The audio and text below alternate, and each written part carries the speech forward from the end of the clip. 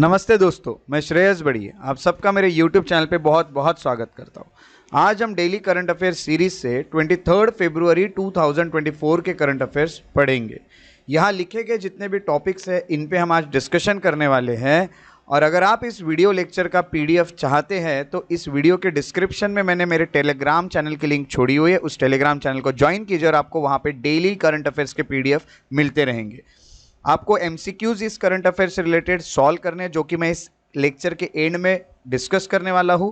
और आप जब तक MCQ सॉल्व नहीं करेंगे आपकी प्रिपरेशन परफेक्ट नहीं हो सकती, इसलिए उसके तरफ अच्छे से ध्यान देना है। और जो भी MCQs है उसके आंसर कमेंट सेक्शन में लिखना है। मैं रोज कमेंट सेक्शन पढ़ता हूं और आपके नाम भी पढ़ता हूं कि कौन सीरियसली स्टडी कर रहा है। तो चलिए आज के लेक्चर की शुरुआत करें। 23 फरवरी 2024 से जो हमें सबसे पहला करंट अफेयर देखने मिल रहा है वो है महामस्तक अभिषेक को लेके। जी हाँ, यहाँ पे आपने सही सुना, महामस्तक अभिषेक, यानी यहाँ पे किसी भगवान का अभिषेक किया जा रहा होगा। और महामस्तक यानी काफ़ी बड़े और काफ़ी महान भगवान होंगे जिनका यहाँ अभिषेक किया जा रहा है। और इसका जो सिलेबस जाता है ये कल्चर में जाता है। अब यहाँ पे हुआ क्या, एक 9 डे महामस्तक अभिषेक सेरेमनी जो है या सेलिब्रेशन जो होता है वो वेनूर नाम की जगह कर्नाटक में वहाँ पे शुरू की गई है। तो ये जो महामस्तक अभिषेक महोत्सव जो है वो भगवान श्री बाहुबली स्वामी का है, जो कि पहले मोक्षगामी थे ऐसा कहा जाता है। और आपको पता है जैनिज्म में टोटल 24 तीर्थकार है। 24 तीर्थकार में से जो पहले तीर्थकार थे जिनका नाम था ऋषभदेव, उन्हीं के ये बेटे थे, तो son of first Tirthankar of Jainism. और उसी के साथ साथ यहाँ से रिचुअल जो होते हैं वो शुरू होते हैं वेनूर में, जो कि दक्षिण कन्नड़ा डिस्ट्रिक्ट में आते हैं कर्नाटक के। सो ये महामस्तक अभिषेक होते क्या है? महामस्तक अभिषेक की अगर बात करें तो ये एक अभिषेक होता है, यानी एक अनॉइंटमेंट होता है। अनॉइंटमेंट यानी जहाँ पे एरोमेटिक ऑयल्स डाले जाते हैं या फिर दूध का इस्तेमाल करके जो अभिषेक किया जाता है, स्नान किया कराया जाता है इमेजेस की, वो यानी मूर्तियों की। वैसे अगर जैनिज्म के मूर्तियों की कराई जाए तो उसको महामस्तकाभिषेक कहते हैं। काफ़ी लार्ज स्केल पे होता है ये। सबसे फेमस जो है वो कॉन्सेक्रेशन यानी जो अभिषेक है सबसे फेमस, वो अनॉइंटमेंट ऑफ द इमेज जो लोकेटेड है, जो मूर्ति लोकेटेड है श्रावण बेलगोल पे, जो कि हसन डिस्ट्रिक्ट में आता है कर्नाटक इंडिया में। उसके सबसे फेमस अभिषेक होता है। सबसे इम्पॉर्टेंट जैन फेस्टिवल है ये, जो कि हम कहेंगे कि एक बार होता है, हर 12 साल में एक बार होता है। और ये इंटीग्रल पार्ट है, एंशियंट टाइम से चला आ रहा है। और ये कंपोजिट जो हमारा जैन ट्रेडिशन है उसी का ये एक हिस्सा है। कर्नाटक जो होता है वहाँ पे काफ़ी इंपॉर्टेंट जैन पिलग्रिम सेंटर है, काफ़ी बड़े बड़े तीर्थ स्थल है जैनिज्म से रिलेटेड, टेम्पल्स है, मॉन्यूमेंट्स है। श्रावण बेलगोल हो गया, धर्मस्थल हो गया, कारकला हो गया, मुडबिद्री हो गया, या फिर हम कहेंगे वेनूर हो गया, हुमचा हो गया, या फिर नरसिम्हराजपुर हो गए। तो यहाँ पे कहीं ना कहीं विजिटर्स आते हैं, काफ़ी भीड़ में विजिटर्स आते हैं। और काफ़ी ज़्यादा जैन हेरिटेज जो है यहाँ पे आपको देखने मिलता है। तो काफ़ी अच्छा एक महामस्तक अभिषेक आपको देखने मिलेगा। अब ये बाहुबली कौन है ये देख लेते हैं। बाहुबली जो है, जैसे मैंने आपको बताया, अकॉर्डिंग टू जैनिज्म ये पहले तीर्थकार ऋषभनाथ के बेटे थे। तो आपको जैसे मैंने बताया कि जैनिज्म में टोटल 24 तीर्थकार या फिर गुरु होके गए हैं, और 24 में से पहले थे ऋषभनाथ और 24वें थे वर्धमान महावीर। तो फर्स्ट जो है उनके बेटे थे। तो ऐसा कहा जाता है कि बाहुबली जो है और उनका जो हाफ ब्रदर था, इनके बीच में काफ़ी सारे कॉन्फ्लिक्ट हुए कंट्रोल ऑफ किंगडम को लेके कि राज्य किसको मिलेगा। और जैन्स ऐसा मानते हैं कि इन्होंने राज्य जीता भी, और राज्य जीतने के बाद उनको ये रियलाइज़ हुआ कि सब चीज़ें जो है ये टेम्प्ररी है, किसी काम की नहीं है। और उन्होंने जब उनको ये पता चला कि हर चीज़ एक तरह से कहीं ना कहीं कॉन्फ्लिक्ट क्रिएट करने वाली और टेम्प्ररी है, तो इन्होंने हर चीज़ को रिनाउंस कर दिया। इन्होंने पूरा दुनिया जो है उसको रिनाउंस करने के छोड़ लिया, सोच लिया, उन्होंने संन्यास लेने का सोच लिया।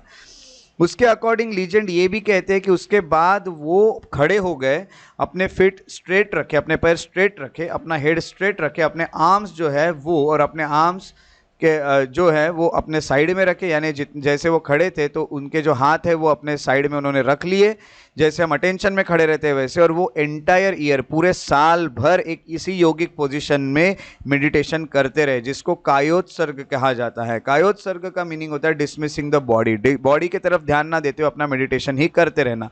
वो इतने ज़्यादा अनमाइंडफुल हो चुके थे, यानी इतनी ज़्यादा उनका माइंड जो था वो फ्री हो चुका था कि उनके वर्ल्ड जो भी आजू बाजू की चीज़ें उससे इतना फ्री हो चुका था कि जो भी घास उनके आजू बाजू या जो भी पेड़ पौधे जो भी उनके आजू बाजू उगे या फिर ग्रो हुए वो उनके आर्म्स तक पहुंच गए, फिर भी उनको डिस्टर्बेंस नहीं हुआ और वो मेडिटेशन करते रहे। उनके पैरों तक पहुंच गए, उनके हाथों तक पहुंच गए। और जो जो चींटियाँ होती है उन्होंने काफ़ी हिल्स बना लिए कहाँ तक, तो उनके फीट तक यहाँ पे हिल्स बनाए गए, तो भी उन्होंने अनडिस्टर्ब्ड रहते हुए पूरा मेडिटेशन किया।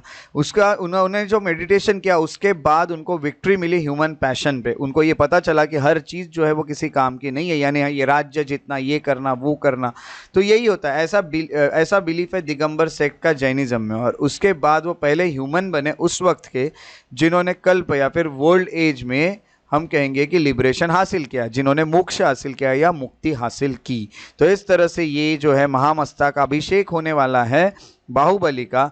और ये जो न्यूज़ है ये 9 दिन का है, ये सेलिब्रेशन शुरू हो चुके हैं वेनूर में।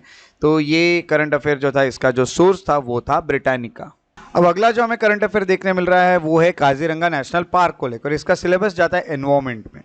National board for wild life NBWR ने अप्रूव कर दिया है एक एलिवेटेड रोड जो है वो बनाया जाएगा ओवर 9 कॉरिडोर्स, जिसको एनिमल्स यूज कर रहे हैं काजीरंगा नेशनल पार्क और टाइगर रिजर्व के हेवी फ्लड्स के दौरान। अब एलिवेटेड रोड यानी क्या है, एक ऐसा रोड रहेगा जो हाइट से जाएगा हम कहेंगे, और यहाँ कॉरिडोर के ऊपर से उसे बनाया जाएगा। यानी कैसा रहता है कि भाई देखो कि एक तरह से एक जो रोड है जो यूज़ करने, अब एनिमल जो होते हैं वो क्रॉस करते हैं कॉरिडोर से। कॉरिडोर कैसा होता है कि फॉर एग्जांपल ए जगह से बी जगह के एनिमल्स को जाना है तो वो एक रास्ता यूज़ करते हैं, तो वो एनिमल का कॉरिडोर बन जाता है। जैसे ए से सी में जाना है तो एक और कॉरिडोर बन जाएगा। तो ऐसे टोटल 9 कॉरिडोर्स है जो एनिमल्स यूज़ करते हैं काजीरंगा नेशनल पार्क। रोड्स के कारण ये डिस्टर्ब हो जाते हैं, इसी कारण ये जो रोड है वो हाइट से बनाए जाएंगे। ये यहाँ पे national board for wild life ने अप्रूव किया है, क्योंकि फ्लड आता है तो एनिमल से कॉरिडोर्स का यूज़ करते हैं। अब क्या होता है, सबसे पहले आपको ये बता दूं, बैकग्राउंड की अगर बात करें तो ये काजीरंगा नेशनल पार्क जो है ये आसाम में आता है। और ये जो पार्क है ये one of the last areas है ईस्टर्न इंडिया का। ये आखिरी ऐसा एरिया है जो अनडिस्टर्ब्ड है बाय ह्यूमन प्रेजेंस।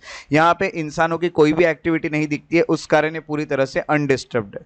अब काजीरंगा नेशनल पार्क के बारे में जान लेते हैं। काजीरंगा नेशनल पार्क जो होता है ये सिचुएटेड है north eastern part of country in the district of Golaghat. ये अच्छे से याद रखेगा, स्टार मार्क करके याद रखेगा। गोलाघाट डिस्ट्रिक्ट और नागांव डिस्ट्रिक्ट जो है वहाँ कौन से स्टेट में, तो आसाम में।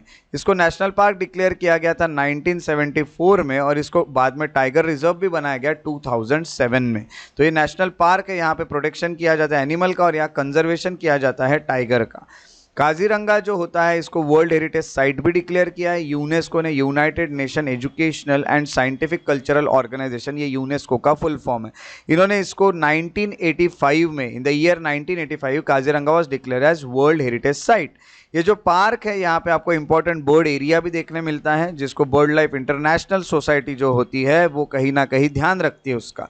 तो यहाँ बर्ड एरिया भी जहाँ काफ़ी सारे बर्ड देखने मिलते हैं, और it is home of various species. काफ़ी सारे स्पीसीज देखने मिलते हैं जो माइग्रेट होते हैं दूसरे जगह से, और काफ़ी सारे बर्ड्स जो होते हैं ये भी यहीं पर रहने वाले भी बर्ड्स आपको देखने मिलते हैं। ये कौन से नदी के किनारे आता है ये भी बहुत अच्छे से याद रखिएगा, ब्रह्मपुत्रा नदी के किनारे आपको काजीरंगा नेशनल पार्क देखने मिलता है। यहाँ पे 4 बड़े स्पीसीज के लिए ये पार्क जाना जाता है, उसमें से पहला है राइनो, दूसरा है एलिफेंट, तीसरा है रॉयल बंगाल टाइगर और चौथा है एशियाटिक वाटर बफेलो। ये 4 बड़े स्पीसीज आपको यहाँ देखने मिलते हैं। नेशनल हाईवे नंबर 31 यहाँ से पास होता है, और दिफ्लू रिवर जो होती है इस नेशनल पार्क से बहती है। ये रिवर हो, नेशनल पार्क से जाने वाला हाईवे हो, या फिर वहाँ पे जो भी स्पीसीज हो वो हो, इन सब में से किसी भी चीज़ पे क्वेश्चन आ सकता है। इसकी अगर लैंडस्केप की बात करें तो यार tropical moist mixed deciduous forest आपको देखने मिलते हैं, और ट्रॉपिकल सेमी एवरग्रीन फॉरेस्ट देखने मिलते हैं। उसके अलावा यहाँ बड़ी बड़ी ग्रासेस है, ओपन जंगल है, और छोटी छोटी ग्रासेस भी है। ट्रॉपिकल मॉइस्ट यानी ट्रॉपिकल रीजन में आएगा, और मॉइस्ट यानी थोड़ा सा यहाँ पे रेनफॉल होने के कारण मॉइस्चर रहेगा, और डेसिडियस रहेगा। डेसिडियस यानी वो जो ट्रीज होते हैं वो अपने जो लीव्स होते हैं उसको शेड करते हैं, वो पतझड़ के जो टाइम के जो अपने लीव्स को शेड करते हैं ना, वही वाले। और ट्रॉपिकल सेमी एवरग्रीन यानी वो कुछ उसमें से कुछ एवरग्रीन है जो पूरे 12 महीने ग्रीन दिखते हैं, और कुछ डेसिडियस है, इसीलिए ट्रॉपिकल सेमी एवरग्रीन। और ऊंची ऊंची ग्रास, खुले जंगल और छोटी ग्रास भी आपको देखने मिलती है काजीरंगा नेशनल पार्क में। और ये जो करंट अफेयर था इसका सोर्स था द हिंदू। उसके बाद का जो हमें करंट अफेयर देखने मिलता है वो है ऑपरेशन एस्पाइड्स को लेके। ऑपरेशन एस्पाइड जो है ये क्या है देख लेते हैं। इसका सिलेबस जाता है करंट इवेंट में।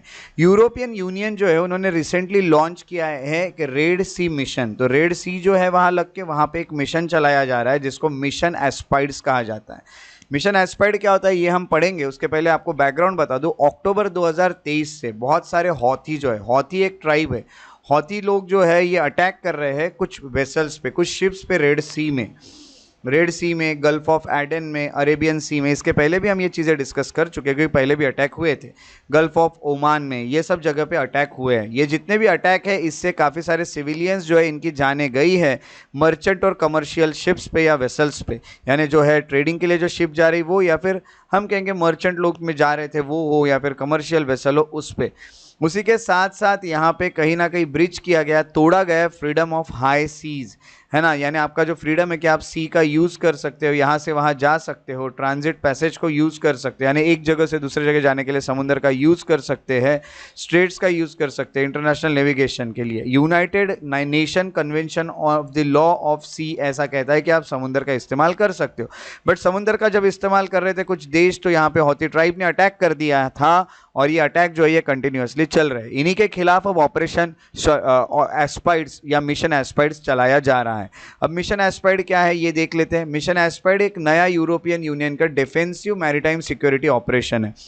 मैरीटाइम यानी रिलेटेड टू वाटर, पानी से रिलेटेड ये रहेगा, जिसको लॉन्च किया है काउंसिल ऑफ यूरोपियन यूनियन ने। 19 फरवरी 2024 को ये लॉन्च किया गया था ताकि जो अभी हौथी ट्राइब वाले लोग अटैक कर रहे शिप पे उन्हें रोका जा सके। और ऑब्जेक्टिव जो है इस ऑपरेशन का वो वही है कि रेस्टोर और सेफगार्ड करना जो भी फ्रीडम ऑफ नेविगेशन है उसका, यानी नेविगेशन यानी एक जगह से दूसरे जगह जाने के लिए आपको जो समुद्र का इस्तेमाल किया जा सकता था वहाँ पे बीच में जो रुकावटें बनी है रेड सी और गल्फ के बीच में, वहाँ पे कहीं ना कहीं फ्रीडम जो है लोगों को फिर से प्रोवाइड करना कि वो जा सके।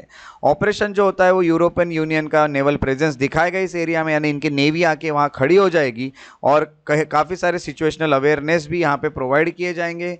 यहाँ पे वेसल्स जो है उनको प्रोटेक्ट किया जाएगा, उनको एकम्पनी किया जाएगा, उनके साथ साथ भी चलेंगे। और कहीं ना कहीं मल्टी डोमेन जो अटैक हो रहे हैं सी पे उसको रोकने की यहाँ पूरी कोशिश की जाएगी। और यहाँ कोऑर्डिनेट किया जाएगा लाइक माइंडेड इंटरनेशनल पार्टनर से, जो जो देश यहाँ पे उनके साथ कोऑर्डिनेट करना चाहते हैं कि भाई देखो हमें भी ये चीज़ बहुत ज़रूरी है कि समंदर का रास्ता हमें भी यूज़ करना है ताकि हम भी अच्छे से व्यापार कर सके, तो उनके साथ मिलकर यहाँ पे काम किए जाएंगे। ऑपरेशन जो चलने वाला है एस्पाइड, इसका हेडक्वार्टर जो है वो लैरिसा करके है, ग्रीस वहाँ पे है, वहाँ से ये ऑपरेशन चलाया जाएगा। और जितना भी गल्फ है, जितने भी सी है, रेड सी जैसे, वहाँ पे इनकी नेवी जो है वो भेजी जाएगी और इस तरह के जो वेसल पे या शिप पे अटैक हो रहे हैं उन्हें रोका जाएगा। तो ये जो करंट अफेयर था ऑपरेशन एस्पाइड को लेके, इसका जो सोर्स था वो था बिजनेस टुडे। उसके बाद जो हमें अगला करंट अफेयर देखने को मिल रहा है वो है national board for wild life NBWL को लेके। अब आप सोचोगे NBWL न्यूज़ में कैसा आ गया, ऊपर तो काजीरंगा नेशनल पार्क आया था। जी हाँ, काजीरंगा नेशनल पार्क के कारण ही तो ये न्यूज़ में आया है, क्योंकि NBWL जो है उन्होंने ही अप्रूव किया है जो एलिवेटेड रोड था, तो ये ऊपर का जो कंटेक्स्ट है ये तो सेम रहेगा। बट अब काजीरंगा आपने पढ़ा तो NBWL भी पढ़ना होगा। तो national board for wild life जो है ये आता है सिलेबस एनवायरमेंट पे। तो national board for wild life जो उन्होंने अप्रूव किया एलिवेटेड रोड, जैसे मैं आपको बता चुका हूँ, 9 कॉरिडोर्स के ऊपर से जहां से एनिमल क्रॉस करते हैं काजीरंगा नेशनल पार्क और टाइगर रिजर्व के। तो ये चीज़ें हम पढ़ चुके हैं। बैकग्राउंड जो हमने पढ़ा वही सेम बैकग्राउंड यहाँ पे रहेगा, बस हमें national board for wild life यहाँ पे पढ़ना है क्या। National board for wild life जो होता है ये एक स्टैट्यूटरी बॉडी। अब आपको मैंने बताया स्टैट्यूटरी बॉडी यानी क्या। स्टैट्यूटरी बॉडी यानी वो बॉडी जो बाय लॉ एक्ट पास करके बनाई गई हो, और इसको 22 सितंबर 2003 को बनाया गया था under section 5 of wild life protection act of year 1972। NBWL national board for wild life जो इसके चेयरमैन ऑनरेबल प्राइम मिनिस्टर होते हैं, और 47 इसमें मेंबर्स है टोटल अभी, जिसमें से 19 जो होते हैं वो एक्स ऑफिशियो मेंबर्स होते हैं। एक्स ऑफिशियो मेंबर्स यानी ऐसे मेंबर जिनका अपॉइंटमेंट करने की ज़रूरत नहीं है, आपको एक पोस्ट मिलने से दूसरी पोस्ट मिल जाती है अपने आप, उसको एक्स ऑफिशियो मेंबर कहते हैं, है ना। जैसे हम कहते हैं कि vice president ex officio member है राज्यसभा के, यानी आप वाइस प्रेसिडेंट बन जाओ, अपने आप इंडिया के राज्यसभा के चेयरमैन बन जाओगे। तो ऐसी सब चीज़ें होती है एक्स ऑफिशियो मेंबर्स की। जितने भी नई गवर्नमेंट बनाई जाती है वो अपना बोर्ड खुद बनाती है, क्योंकि देखो कि कैसा है कि अब प्राइम मिनिस्टर बदल जाएंगे तो बोर्ड के मेंबर्स भी बदल जाएंगे। तो जो वाइल्ड लाइफ प्रोटेक्शन एक्ट है उसके प्रोविजंस के अनुसार यहाँ बनाया जाता है, और ऐसा कहा जा और उसी के अनुसार पीएम जो होते हैं प्राइम मिनिस्टर, ये चेयरमैन होते हैं जो हमारा national board for wild life है उसके।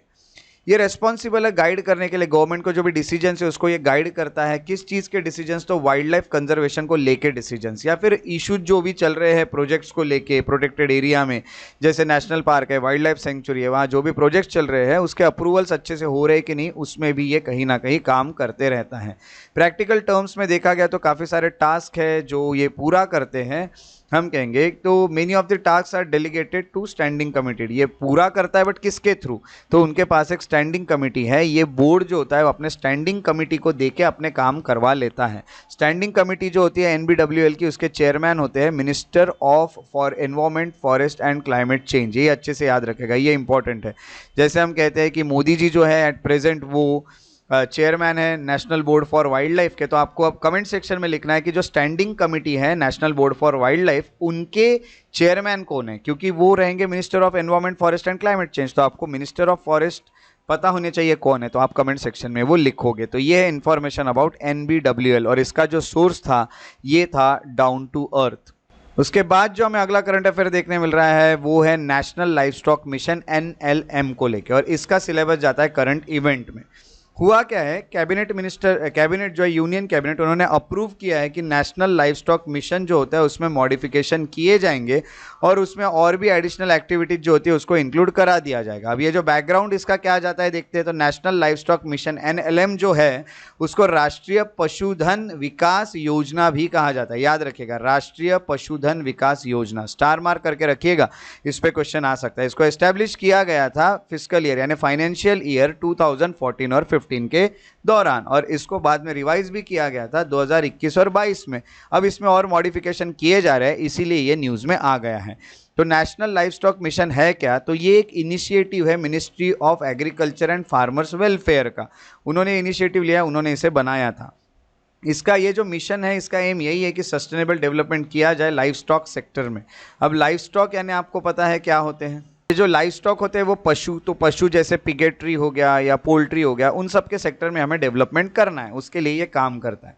ऑब्जेक्टिव्स क्या है NLM के ये है कि लेवल ऑफ न्यूट्रिशन यानी अच्छा खाना और अच्छी स्टैंडर्ड ऑफ लिविंग मिले लाइफ स्टॉक कीपर्स को। जो लाइफ स्टॉक कीपर्स होते हैं यानी जो लाइफ स्टॉक का काम कर रहे हैं, जो पशुपालन का काम कर रहे हैं, उन लोगों को और किसानों को अच्छा लेवल ऑफ न्यूट्रिशन मिले और अच्छी स्टैंडर्ड ऑफ लाइफ मिले। स्टैंडर्ड ऑफ लिविंग मिलेगी, अच्छे न्यूट्रिशन मिलेंगे, तो ये न्यूट्रिशन जो होता है वो अच्छे से प्रोवाइड करेंगे अपने पशुओं को और काफ़ी अच्छी वहाँ पे डेवलपमेंट हो सकती है। स्पेशली स्मॉल होल्डर्स को जिनके पास काफ़ी कम है, वो काफ़ी हम कहेंगे गरीब भी है, उन लोगों को मिलना चाहिए। सस्टेनेबल, सेफ और इक्विटेबल लाइफ स्टॉक डेवलपमेंट के चलते यानी सबको समान मिलना चाहिए, और जो ज़्यादा गरीब है उनको ज़्यादा भी मिलना चाहिए। दूसरा है एम्प्लॉयमेंट जनरेट करना, एंटरप्रेन्योरशिप यानी यहाँ पे कोई बिजनेस की भी कहीं ना कहीं अपॉर्चुनिटीज़ देना कि आप वहाँ पे ये एंटरप्रेन्योरशिप भी डेवलपमेंट कर सकते हो। छोटे मोटे रुमिनेंट्स हो गए या छोटी मोटी पोल्ट्री हो गई, पिगरी सेक्टर में आप काम कर सकते हो। फॉडर सेक्टर, चारा जो है उसके सेक्टर में आप अपना बिजनेस ओपन कर सकते हो। बिजनेस ओपन करने के बाद होगा क्या? तो एम्प्लॉयमेंट जनरेट होगा, तो ये भी यहाँ पे बताया जाता है। तीसरा है कि पर एनिमल प्रोडक्टिविटी जो होता है वो बढ़ाना, ब्रीड इंप्रूवमेंट करके। तो आपको ब्रीड इंप्रूवमेंट अगर बढ़ेगा तो एनिमल ज़्यादा प्रोडक्शन देगा, तो ये चीज़ें भी हमें बढ़ानी है और प्रोडक्शन भी अच्छा करना है। मीट का, एग का, गोट मिल्क का, वुल का, या फिर फॉडर यानी चारा, ये सब चीज़ों का अच्छे से हमें प्रोडक्शन बढ़ाना है। तो ये एक ऑब्जेक्टिव है NLM का। ये जो मिशन होता है ये इसके अंडर 3 सब मिशन चलाए जाते हैं। तो mission is implemented with following 3 submissions. सब मिशन जो है वो एक है breed development of life stock and poultry को लेके, यानी यहाँ ये जो सब मिशन है ये मेनली एंटरप्रेन्योरशिप डेवलपमेंट करता है, यानी बिजनेस जो होते हैं वो ओपन करने का कहीं ना कहीं सपोर्ट देता है। किस चीज़ के? तो हम कहेंगे पोल्ट्री, शीप, गोट, पिगरी है ना, पिग के।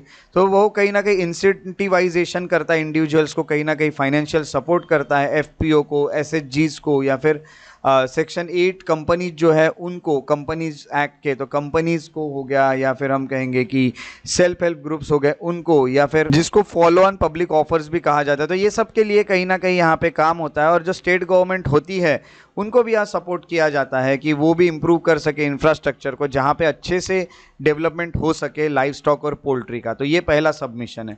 दूसरा इसके अंडर जो मिशन चलाया जाता है जिसको सब मिशन कहते हैं, वो है फीड एंड फॉडर डेवलपमेंट को लेके।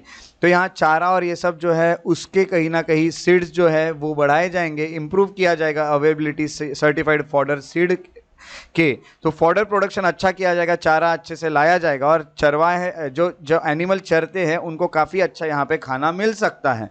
तो एंटरप्रेन्योर्स को इस पे भी कहीं ना कहीं वर्क करने का मौका दिया जाएगा और एस्टेब्लिश किया जाएगा फॉडर ब्लॉक, हे बेलिंग, सिलेज मेकिंग यूनिट्स, ये सब बनाए जाएंगे और इनका इंसेंटिवाइजेशन, इस पे पैसा जो है वो गवर्नमेंट लगाएगी। आपको कहीं ना कहीं फाइनेंशियल सपोर्ट भी मिलेगा इन चीज़ों के बिजनेस करने के लिए। उसके बाद अगला जो इसके अंडर मिशन चलाया जाता है सब मिशन, वो है रिसर्च एंड डेवलपमेंट को लेके, live stock insurance, extension and innovation को लेके। अब सबसे पहले रिसर्च एंड डेवलपमेंट किया जाएगा कि किस तरह से हम लाइव स्टॉक जो है उनको और अच्छा कर सकते हैं। इंश्योरेंस दिया जाएगा, अगर उनकी डेथ हो जाती है, उनको कुछ हो जाता है तो उसके लिए। उसके अलावा और भी इसमें नई नई चीज़ें लाई जाएगी, इनोवेशन लाए जाएंगे। तो जो भी इंस्टीट्यूशंस है, यूनिवर्सिटीज़ या ऑर्गेनाइजेशंस है जो रिसर्च एंड डेवलपमेंट कर रहे हैं शीप, गोट, पिग और फीड फॉडर सेक्टर एक्सेट्रा से रिलेटेड, या एक्सटेंशन एक्टिविटीज जो होती है, लाइव स्टॉक इंश्योरेंस या इनोवेशन होता है, उनको यहाँ इंसेंटिवाइज किया जाएगा, उनको यहाँ फाइनेंशियल सपोर्ट दिया जाएगा ताकि यूनिवर्सिटीज से लेके हर चीज़, हर एक ऑर्गेनाइजेशन इस पर अच्छे से काम कर सके। इस तरह से ये जो है पहला जो हमें मिशन देखने मिलता है नेशनल लाइव स्टॉक मिशन, इसके अंडर इस तरह से 3 सब मिशंस काम करते हैं। तो ये जो करंट अफेयर था इसका सोर्स था लिवमेंट। अब हमें जो अगला करंट अफेयर देखने मिल रहा है वो है फेयर और रिम्यूनरेटिव प्राइस को लेके, एफआरपी को लेकर। इसका सिलेबस जाता है इकोनॉमी में। अब हुआ क्या है कि यूनियन कैबिनेट जो है उन्होंने अप्रूव किया hike in price of sugarcane, यानी शुगर केन के जो प्राइजेस है वो बढ़ा दिए जाएंगे, और ये बढ़ाने के जो भी डिसीजन है उसको फेयर एंड रिम्यूनरेटिव प्राइस कहा जाता है। एक बहुत अच्छा, यानी हम कहेंगे प्राइस मिलेगा, बहुत अच्छा भाव मिलेगा जो भी किसान है उनको। तो जो मिलर है, जिनकी मिल्स है शुगर केन की, शुगर की मिल है, वो लोग पे करेंगे केन ग्रोअर्स को, यानी किसानों को ज़्यादा प्राइस अब से। तो कब के लिए? तो फाइनेंशियल ईयर 2024 से 25 के बीच में। तो अब बैकग्राउंड यहाँ पे अगर हम आते हैं तो हमें ये देखने मिलता है कि जो काउंसिल ऑफ मिनिस्टर उन्होंने क्लियर कर दिया है कि फेयर एंड रिम्यूनरेटिव प्राइस जो रहेगा शुगर केन का वो 340 रुपये पर क्विंटल दिया जाएगा शुगर केन को। शुगर ईयर जो शुरू होगा 1 अक्टूबर 2024 से। काफ़ी अच्छा प्राइस मिलने वाला है। तो अब तक का ये हाईएस्ट एफआरपी है जो शुगर केन के लिए अब तक अनाउंस किया गया है 2014 से लेके। तो 14 से अब तक ये सबसे हाईएस्ट है। तो नया एफआरपी जो 107% हायर है। जितना आपको पैसा लग रहा है शुगर केन लगाने को, उससे ज़्यादा आप 107% ज़्यादा कमाओगे। काफ़ी अच्छा यहाँ प्राइस आपको मिलने वाला है। तो ये फेयर एंड रिम्यूनरेटिव प्राइस क्या होती है ये देख लेते हैं। सबसे पहले तो ये फेयर एंड रिम्यूनरेटिव प्राइस जो होती है ये एक मिनिमम प्राइस होती है जो शुगर मिल वाले पे करेंगे फार्मर्स को, शुगर केन के फार्मर्स को, यानी फार्मर्स का यहाँ पे लॉस नहीं होगा। इतनी प्राइस तो मिल वालों को देनी पड़ेगी जिनके शुगर की फैक्ट्रीज है, शुगर की मिल है। एफआरपी जो होता है इसको इंट्रोड्यूस किया गया था 2009 में। गवर्नमेंट ने इसे इंट्रोड्यूस किया था और रिप्लेस किया था स्टैट्यूटरी मिनिमम प्राइस एसएमपी को। तो ये यहाँ पे हटाया गया और उसके जगह एफआरपी लाया गया। यहाँ पे टाइमली पेमेंट होता है फार्मर्स को, प्रॉफिट ना देखते हुए या फिर लॉस जो भी हो रहा है शुगर मिल को वो ना देखते हुए फार्मर्स जो होते हैं उनको टाइम पे पेमेंट मिलना चाहिए। एफआरपी जो होता है ये फिक्स करती है सेंट्रल गवर्नमेंट यानी यूनियन गवर्नमेंट, और स्पेसिफिकली जो कैबिनेट कमेटी होती है ऑन इकोनॉमिक अफेयर्स वो। तो रिकमेंडेशन कौन देते हैं इनको? तो कमीशन और for agriculture cost and prices, ये इसको रिकमेंडेशन देती है। इसके रिकमेंडेशन पे ये कहीं ना कहीं ये फेयर प्राइजेस को फिक्स करते हैं। शुगर केन को देख लेते हैं। शुगर केन न्यूज़ में रहा तो उसको भी देख लेते हैं कि शुगर केन प्रोडक्शन इंडिया में कैसा है। शुगर केन जो है ये खरीफ क्रॉप है, ये अच्छे से याद रखिएगा। दूसरा जोग्राफिकल कंडीशन जो लगती है वो क्या है? टेम्परेचर जो शुगर केन को लगता है वो हॉट और ह्यूमिड क्लाइमेट लगता है। तो ह्यूमिड क्लाइमेट होना चाहिए और एवरेज टेम्परेचर 21 डिग्री से 27 डिग्री तक होना चाहिए। रेनफॉल भी काफ़ी अच्छा लगता है, 75 से 150 सेंटीमीटर रेनफॉल इसके लिए फेवरेबल है शुगर केन के कल्टीवेशन के लिए। और लार्जेस्ट प्रोड्यूसर जो है शुगर केन का इंडिया में वो महाराष्ट्र है। उसके बाद यूपी और कर्नाटक का नंबर आता है। तो ये पूरे फैक्ट्स से अच्छे से याद रखने हैं, पूरे फैक्ट्स। इसके ऊपर प्री में क्वेश्चन आ सकता है और आपका क्वेश्चन क्वेश्चन बिल्कुल सही निकलना चाहिए जब भी क्वेश्चन आए। तो हम करंट अफेयर्स पे मेहनत कर रहे हैं ताकि आपका स्कोर अच्छा, आपकी एग्जाम्स इजीली कवर हो जाए।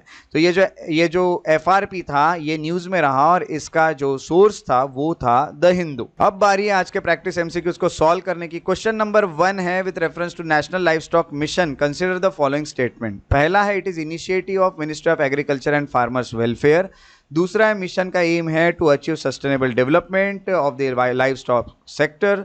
थर्ड है NML aims to enhance the level of nutrition and standard of living of livestock keepers and farmers. How many of the statement given above are correct? Only one, only two, all three या फिर none? अपने answer comment section में लिखने हैं और मैं वो answers देखते रहूँगा कि कौन लोग सीरियसली पढ़ रहे हैं। उसके बाद क्वेश्चन नंबर 2 जो है ये क्या है देख लेते हैं। क्वेश्चन नंबर 2 है वो है FRP को लेके। फेयर एंड रिम्यूनरेटिव प्राइस जो होता है वो मिनिमम प्राइस होता है जो शुगर मिल वाले देंगे फार्मर्स को for sugarcane, first option. Second है फेयर एंड रिम्यूनरेटिव प्राइस जो होता है ये फिक्स करता है cabinet committee on economic affairs. Third option largest producer sugarcane का जो है इंडिया में वो है महाराष्ट्र। इसमें से कितने ऑप्शंस करेक्ट है आपको बताना है, only one, only two, all three या फिर नन। क्वेश्चन नंबर 3 की तरफ चलते हैं। क्वेश्चन नंबर 3 है ऑपरेशन एप्साइड्स को लेके। तो ऑपरेशन एस्पाइड्स जो है उसको लेके जो आया है, जो रिसेंटली आपको न्यूज़ में देखने मिला है, वो उसका एम क्या है? Protect civilians from Israel Hamas war. Second resume Black Sea grain deal. Third protect shipping in Red Sea region from Yemen's Houthi rebels.